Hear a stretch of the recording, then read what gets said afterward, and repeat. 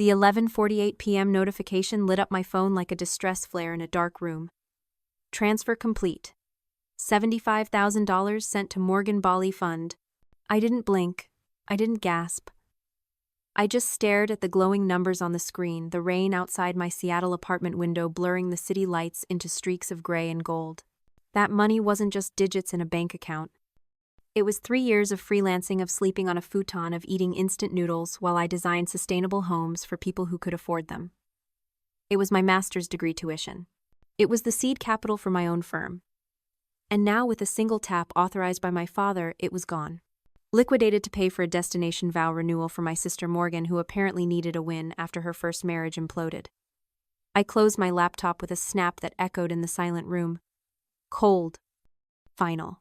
Before I tell you what I did next, I want to know who I'm talking to. Drop a comment with your city and the current time. I want to see how far this story travels. I drove to Mercer Island the next morning. The rain hadn't stopped, just thinned into a relentless drizzle that coated everything in a sheen of cold. My parents' house was a glass box perched on a cliff, beautiful and transparent, exactly the kind of place where secrets were impossible to hide but easy to ignore. I found them in the living room, surrounded by open suitcases and designer clothes. My mother, Tiffany, held up a silk caftan, frowning at the light. Thomas, my father, was on his tablet checking flight upgrades. They looked up when I walked in, not with guilt but with mild annoyance, like I was a delivery driver arriving too early. "Sophia," my mother said, smoothing the fabric. "You're here. We're a bit chaotic right now.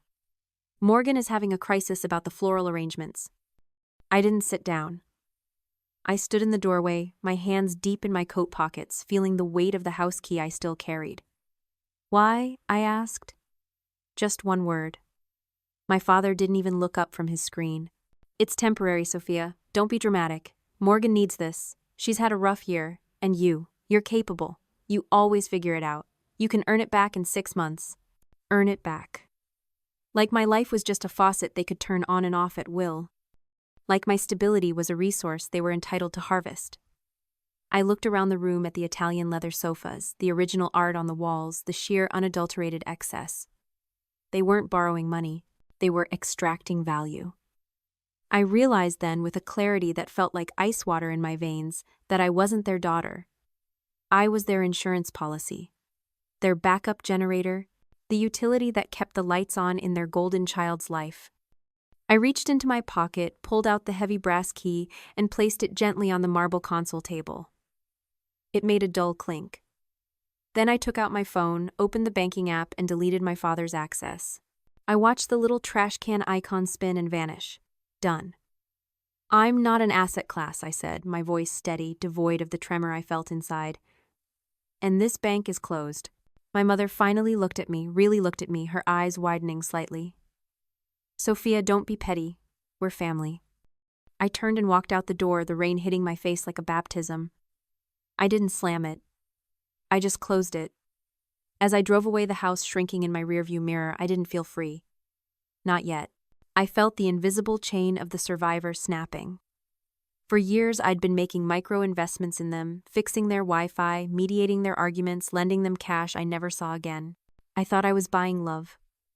I thought I was paying dues. But now I realized those weren't investments. They were sunk costs. And the only way to win was to stop the bleed. To cut the loss and walk away before they bankrupt me completely. The site office in Portland was a shipping container. That's not a metaphor. It was a literal steel box, painted a dull industrial gray, sitting on a muddy lot where a new eco-complex was supposed to rise. Inside, it smelled of wet concrete and stale coffee. I sat at a folding table, my breath fogging in the unheated air, sketching, drafting plans by the light of a camping lantern because the generator was fickle. This was my life now.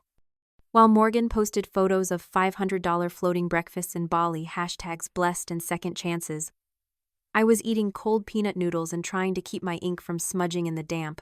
It was unglamorous. It was gritty. It was cold. But it was mine. I worked as a freelance drafter for a firm that demanded perfection and paid in exposure and late checks. I took every shift, every overflow project, every tedious detail drawing that the senior architects didn't want to touch. I became a machine of production. I blocked my family on everything: phone, email, social media. Silence was the only luxury I could afford. But I kept one window open, a burner account completely anonymous, just to monitor Dylan, Morgan's husband. The tech entrepreneur who always seemed to be on the verge of a breakthrough that never came. His posts were getting desperate. Manic stories about crypto yields blurry charts that promised the moon, hashtags about grinding and hustling that felt less like inspiration and more like panic. He was the weak link. I knew it. I just needed to wait for the snap. 6 months in, I secured my first solo contract. It wasn't a skyscraper. It was a green micro-housing project for a local nonprofit.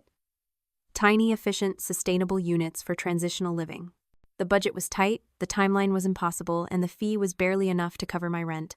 But when I stamped the blueprints with my own seal, Sophia Vance Architect, I felt a heat in my chest that had nothing to do with the camping lantern. It was the first thing I had built that they couldn't touch, that they couldn't liquidate, that they couldn't trade for a party. I framed the first permit approval and hung it on the corrugated metal wall of my container. It was crooked. It was cheap. It was the most beautiful thing I had ever seen. The micro-housing project won a regional sustainability award. It was a small plaque, really made of recycled glass, but it caught the light in a way that made people stop and look. A major tech developer saw it. He saw the efficiency, the elegance, the way I used constraints not as limits but as design features. He called me the next day. "I want you to design our new eco-campus," he said. $3.5 million. I didn't scream. I didn't cry. I just gripped the phone until my knuckles turned white and said, "When do we break ground?" I incorporated my own firm that afternoon. Aura Architects. A name that suggested light atmosphere, something intangible but undeniable. I moved out of the shipping container and into a real office, a loft space with exposed brick and actual heating. I hired a junior drafter. I bought a proper desk chair. I started pouring the concrete foundation of my own life, one billable hour at a time. Meanwhile, the cracks in the family facade were starting to show. Dylan's tech startup wasn't just stalling, it was nosediving. His posts shifted from Lamborghinis to vague motivational quotes about resilience and haters. And then the text came. It arrived on a Tuesday afternoon via a neighbor's phone because I'd blocked everyone else. "Sophia, we need to talk.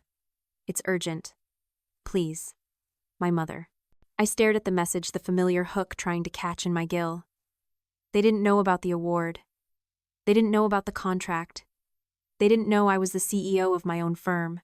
They only knew their own funds were drying up, and they needed their utility back online. I didn't reply. I didn't delete it. I just analyzed it. I dissected it like a structural failure. Why now?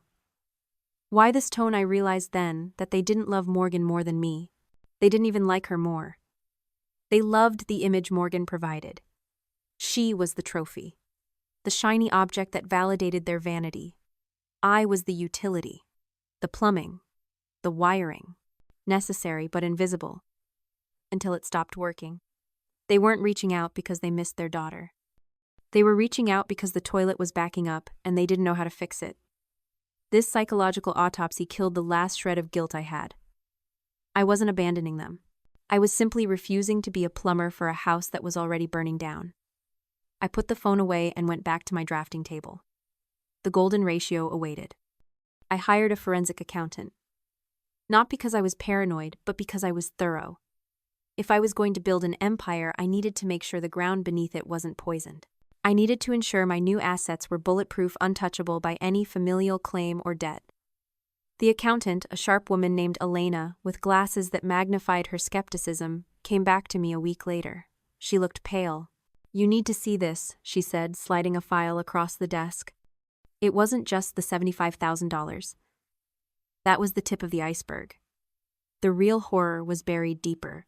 Dylan, the genius tech husband, the man my parents adored because he reflected their own shallow ambitions, had convinced Thomas and Tiffany to sign a power of attorney 6 months ago. For tax optimization, he'd said, to protect their estate, to grow their wealth. He hadn't invested their money. He had leveraged it. He had taken out a high-risk margin loan against their Mercer Island home, the glass box on the cliff, the symbol of their status. He bet the house on a crypto coin that had crashed 90% in the last month. The house wasn't just underwater, it was drowning. It was anchored to the bottom of the ocean. And because they had signed that document, because they had been so eager to believe in the fairy tale of easy wealth, they were liable. They weren't just broke. They were facing fraud investigations if they couldn't cover the margin call. They were accomplices to their own destruction. I closed the file. The room was silent, save for the hum of the server rack in the corner. I felt a cold, hard knot in my stomach. Not pity, not fear, but the grim satisfaction of a structural engineer watching a bridge collapse exactly where she predicted it would. They had traded my future for a party, and now the bill had arrived. And it was staggering. The groundbreaking ceremony for the eco-campus was a high-end affair. It wasn't just a construction site. It was a statement of intent. Investors in tailored suits mingled with city officials, press photographers adjusted their lenses, and a string quartet played something modern and sharp near the catering tent. I stood on the podium, the wind whipping my hair, feeling the vibrations of the heavy machinery waiting to dig.